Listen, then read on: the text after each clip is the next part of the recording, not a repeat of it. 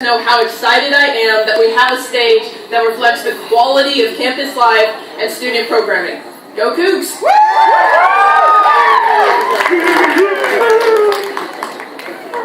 So if Dr. Lee could come up stage, please give a warm welcome applaud for Dr. Lee.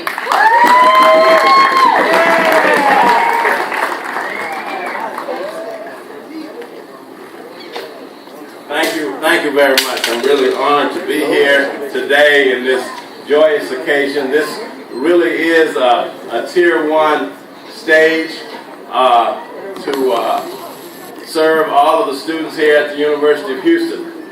I've been asked to give you a little history, and I'll do that. And I really would like some people to come up and stand behind me who actually went to the University of Houston, were classmates at that time at the University of Houston. Lynn Eusan was an African-American female who attended the university in the late 60s and early 70s. And she and the students there, as was happening most of the country, were advocating for some changes. I'd like to ask those classmates if you could just stand behind this ribbon. And this gentleman here is first of all, is Lloyd Parker.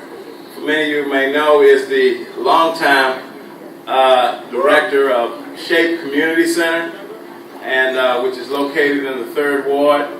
This picture, he doesn't have to turn it around. I know what it does. It's a picture of Lynn Eusan that is over the doorway at Shape Community Center. That center really grew out of the University of Houston and those African American students and other students who were joining with them to make the community better at that time. Like I said, there was an organization called African Americans for Black Liberation. We have these gentlemen here who all came to honor Lynn Eusan and have heard about this opening. We have Wilbur Taylor. We have Omawale Luthuli, who at the time was named Dwight Allen. He's a very famous man in his own right. He's done lots of things to make the community better. He was the gentleman who was escorting Lynn Eusan on the day that she was announced as the first black homecoming queen at the University of Houston. Lloyd Parker, who was, and we have, Lloyd. Then we have Glenn Cheeks, who one of the first African Americans to attend the School of Architecture, and finally we have James Knowles. And they're here because Lynn Eusan was such an incredible person, meant a lot to them, and this groups, they actually come together in reunions, and they never fail to give honor to Lynn Eusan. And collectively working with other students in the university, they made a number of changes. It was at that time that they were able to convince the administration to establish an Afro-American Studies program. And they did that. Unfortunately, as you may or may not know, I think it was in 1971, Lynn Eusan was stabbed to death as she was, I think, taken from a bus stop, unfortunately. But because she was such a student leader for all the students, the university named this park after her. I would like to, if I could, ask either Lloyd or Omawale, one of you ought to say something, because you all knew her personally in such a deep way. How you doing? Good afternoon. The Lord yielded and asked me to say some remarks, and I'm also here on behalf of Gene Locke and countless others who could not be here today, and also the Lynn Eusan family, especially Mr. and Mrs. Eusan, her parents, and the deceased Esther King, who was a very good friend of hers. First, I want to say that this audience that we have here, this is the audience that Lynn Eusan lived and fought for. This is the America that she fought for. Many people have a mistaken impression that her contributions were designed for solely black American, African American students, but that was not true. It was a coalition that looked like the group here that actually banded together to have her elected as homecoming queen. But what is significant about Lynn Eusan being elected as homecoming queen, she embraced this as part of a broader fight to transform the university and part of a broader fight to transform the United States of America.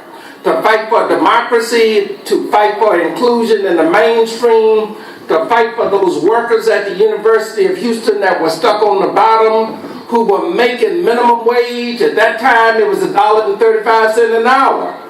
To fight for an African American Studies department, to fight for ethnic studies, to fight for faculty that represented the community that we live in, to recruit students from the surrounding neighborhood that were impoverished. I'd like to close by saying that I think that the contribution of Lynn Eusan, we mentioned Shape Community Center, I think that the fundamental contribution of Lynn Eusan was represented when the memorial service took place. A little girl about 9 or 10 years old came up and she said,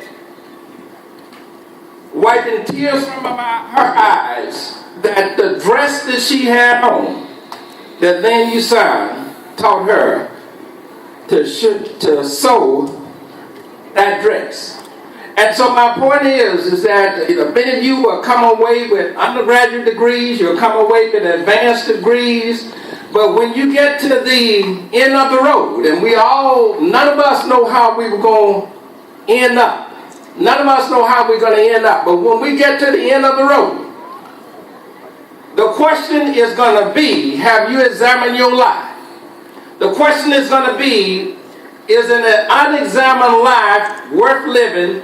The question is going to be, did you make a difference to lead humanity, to lead the University of Houston, to lead this world a better place than when you found it? And I think that all of us can say that we are better people, and we can say that we truly Lynn because we met people of the magnitude, and we love people, and they loved us of the magnitude of my sister Lynn Eusan. God bless University of Houston. Thank you so much.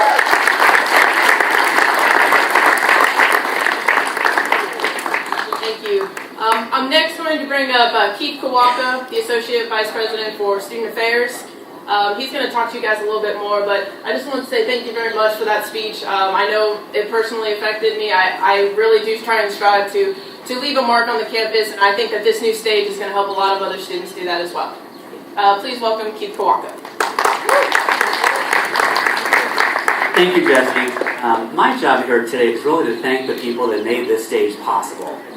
First and foremost, I need to thank the students of the University Center Policy Board.